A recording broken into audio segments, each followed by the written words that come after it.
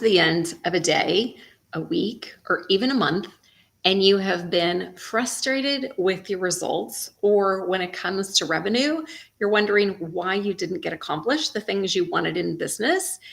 And the biggest thing that you need to look at is, first off, do you have the strategy? Do you have the strategy? Are you taking the actions on what you need to? But more importantly, what's happening with your mindset? I always say the greatest obstacle you're ever going to face is the 4 inches between your ears. Because here's the thing, you can't control what's going on around you. We're going on year 3 of a pandemic. It's stressful. That alone is stressful in itself. You can't control other people's actions. But what you can control is how you respond, and most importantly, how you think about it. Today, I'm going to be sharing 5 powerful pointers to help you develop a mindset that opens you to possibilities and potentially profits. And we're not talking about the law of attraction, because I know some people do that, but we're not. So I'm Joyce Layman, and I help entrepreneurs and coaches create a strong brand foundation so they can stand out online, sell more services, make a bigger impact without the overwhelm.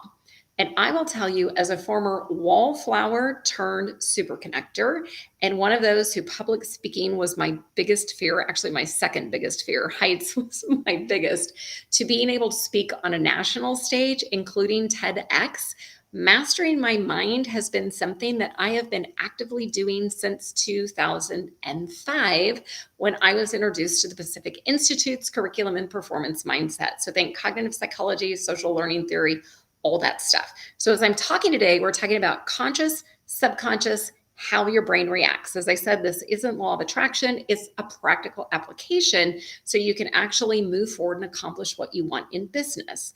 Now, several weeks ago, I did an Instagram reel. I don't have it pulled up, but it was actually talking about a science-backed approach to achieve your goals. And in that 60 seconds, what I talked about is your amygdala, which is that part of your brain that is risk averse. It's something that's been keeping us safe. In fact, it kept us from being eaten, by lions, tigers, and bears, as we were going through years of evolution. But then you also have your prefrontal cortex, which is that visioning and goals process. And so what we don't understand is how your amygdala can affect you every single day and actually prevent you from achieving what you want in business and in life. So when you're looking at mindset tip number 1, so powerful pointer, mindset tip number 1, the first thing you have to be aware of is doubt. So when I was taking clients through workshops, and for many years, that's where my focus was facilitating on performance mindset and working with teams and cultures. So the very first thing I told people is when you become aware of what you're thinking, and more importantly, what you're saying, not only out loud, but to yourself. That's when you're actually able to make the shift. Now, when it comes to doubts can be small. So when I'm working with clients and I'm telling them you need to be out going live, on social media, you need to be sending emails, you need to be creating content, just getting your voice out in the world, or dealing with tech, whatever it might be. For me, it used to be going to live networking events, and I hated it, even though I was in outside sales.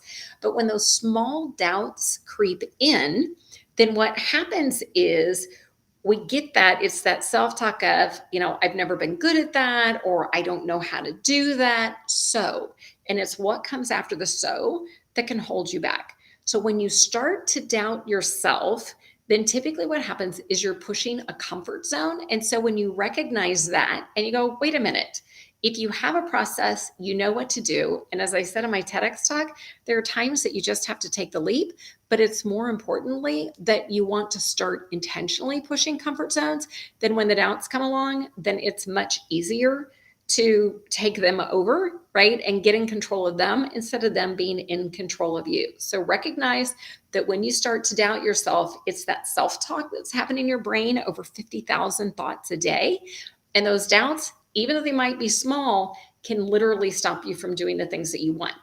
It takes just as much effort to talk yourself into something as it does to talk yourself out of it. So awareness when it comes into doubts. Now, number 2 is when that doubt, when you start catastrophizing things. This is when you are making stuff up in your head, something that's going to happen in the future. It may happen, it may not, but you blow up something to the size that it seems like now you're fighting this huge thing. And a lot of times there's no reason to do that. In fact, I find myself catastrophizing on occasion. And that's when I reach out to my friend, Jennifer Peak, and I'm like, I need that kick in the backside. I want to talk through this with her and find out, is my own brain taking me for a ride, or is it something that I just haven't thought through a process? Because it goes back to comfort zones. If this is something that's new, you're not familiar with it. If it's something that literally, for me, I used to be a wallflower at networking events, and it made me so uncomfortable that that's when I would blow up in my brain how, there was no way I could do this. I wasn't going to meet anybody. It was just all these things that I was doing. So be careful when you start to catastrophize. Something you can do, this is a mental exercise, is that's when you start thinking back. Doesn't even have to be whatever this is that you're now envisioning, but think back to when something went really well. When you got to the other side of it, you were so proud of that accomplishment. And just think back and remember and go, well, I did this, and I've done this, and I've done this. I may not fully understand this, or this may push a comfort zone, this thing out here, but I've done this, which means you've got the knowledge, or you can learn what to do. You've got the support, or you can get the support, and then you're going to be able to tackle it. So part of it is you just have to be able to put it into perspective as far as what it is. Now, you've heard that thing where people are going to say, take massive action. Well, when you have doubts and when you catastrophize, it can be hard to take massive action. So what I will tell you to make that easier is take imperfect action and start by taking one small action, because how the brain works is when you have your subconscious, you're on autopilot over 95% of the time.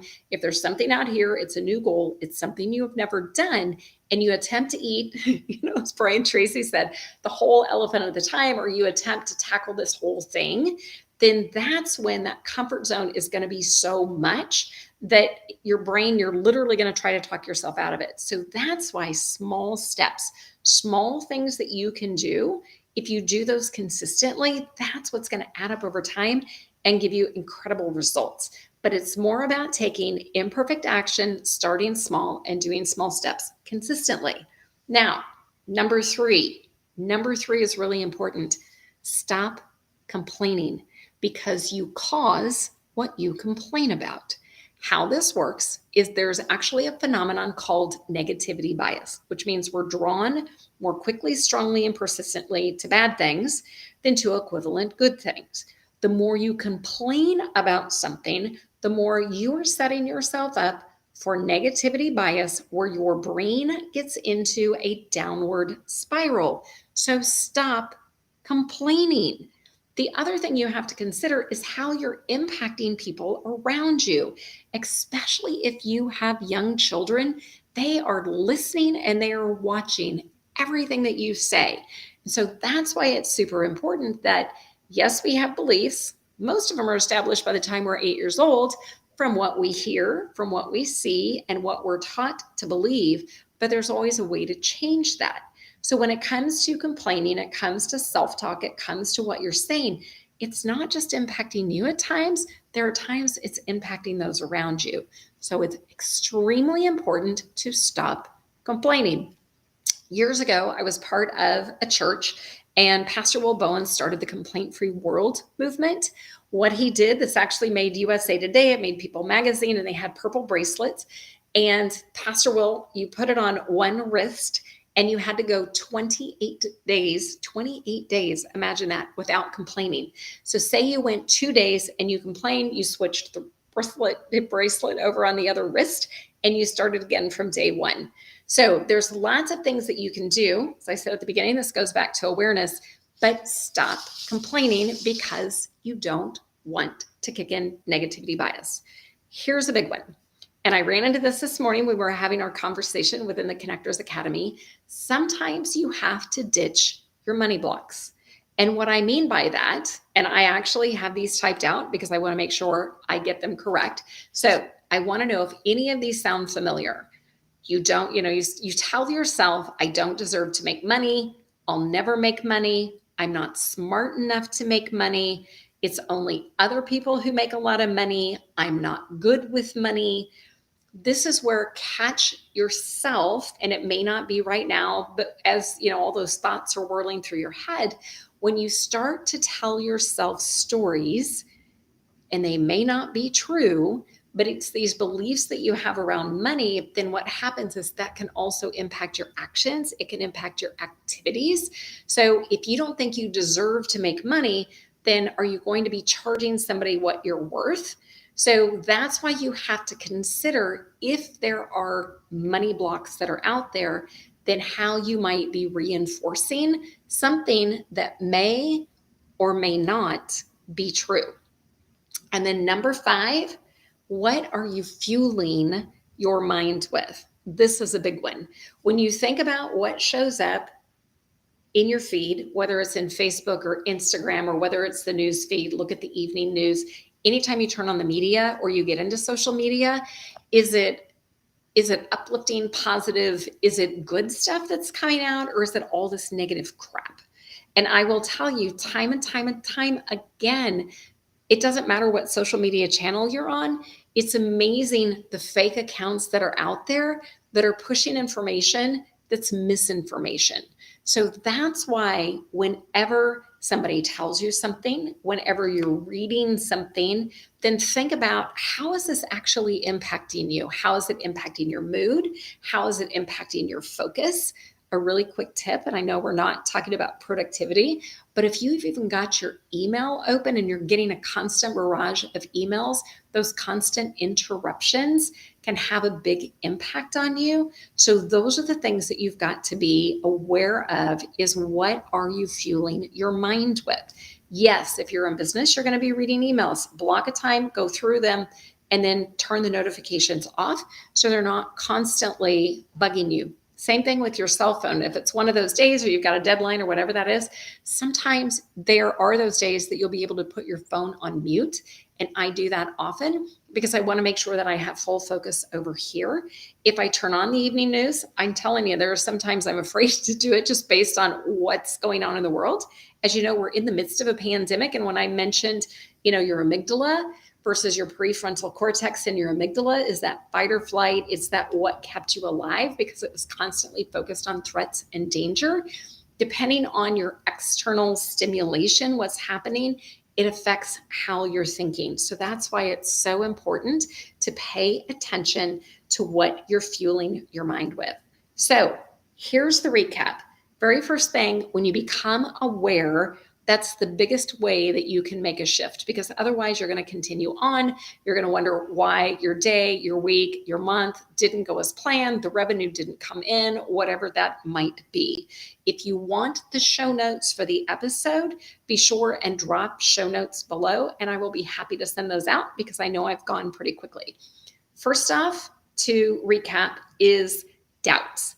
Doubts can start off small. And it typically happens when you're pushing a comfort zone and you get into that, well, I've never done that before, or I'm not sure about, and then it's, so I can't. That step. You start to doubt.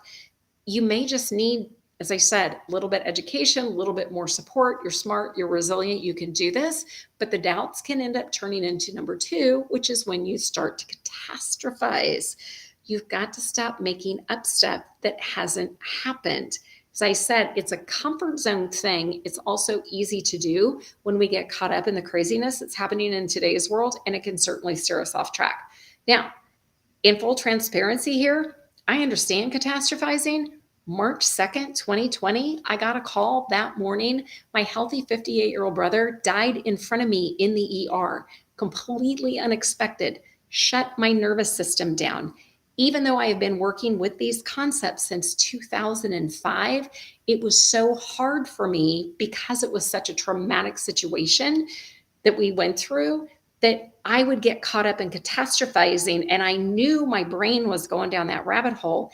And I had to work with a psychologist, and I had to do EMDR, which was therapy, because I had past post-traumatic stress from a barn fire, of which I lost my world championship horse. So we hadn't dealt with that. Then I lose my brother, dies in front of me. And so my own brain, that was something I needed somebody to guide me through it. So as I'm talking to you about all of this, yes, I realize there are things you're going to go through that will literally knock you to the ground. Been there, done that. But what I want you to be aware of, it's the day-to-day activities that you're doing that sometimes, as I said, when we start to doubt and then we catastrophize and we're doing it to ourselves, it's not things that are happening to us. That's what you need to be aware of, and that's what you need to shift. So number 3, so we have doubt, we have catastrophizing. Number 3, stop complaining. What you're doing is you're triggering your own negativity bias. You cause what you complain about. It's not going to get better. It's only going to get worse. Stop complaining. And then number 4, ditch the money blocks. And a lot of times, as I said, this will come up. Maybe you're creating a new offer and you're not going to charge enough, or you want to keep doing free phone calls versus saying, you know, you're good at what you do. You're worth charging a service for. Yes, it's got to be packaged and priced and all of that. But sometimes that worthiness can come back and bite you in the butt. I understand that. I was in a verbally abusive relationship for 7 years. Totally get deserving and worthy. So, but know that things like that can also impact you when it comes to a money mindset. As I said early on, this is not about law of attraction. It's not about, oh, I'm just going to imagine that I'm a millionaire and it's going to happen. There are certain tactics, there's certain activities, there's strategies, there's things you need to do in business. This is the day-to-day to maintain sanity and actually help you to start designing the life that you truly want to live. And then when we look at gratitude, this is a big one. So I talked about money blocks. I talked about paying attention to fueling your mind with, but I want to wrap this up with gratitude, because what happens is, whether it's doubt, whether it's catastrophizing, whether it's complaining, whether it's money, all of that, science has shown that when you start to focus on what you're actually grateful for, then that can help shift at a subconscious level. It helps to squelch that negativity bias that's going on. Research shows over 65% of our thoughts are negative. So when you start acknowledging, you start becoming aware of the small things that you can be grateful for. For me today, it was that I took 30 minutes to go outside. It's 65 degrees today. It's going to be 25 on Thursday with snow. It's that crazy Midwest weather, but it's acknowledging those small things that we have every single day that we can be grateful for. Think about it as a mindset reset. A great question if you have children, this is a great question to ask at the end of every day. Ask what you enjoyed most that day, or what was the best thing that happened to them that day, and then ask them what they're looking forward to tomorrow. Do the same with yourself. That is that gratitude. It's what was the best thing? What did you enjoy? What conversation did you have? What was that highlight of your day? Don't ask them if they had a good day, because they're going to go, But if you say specifically, what was that?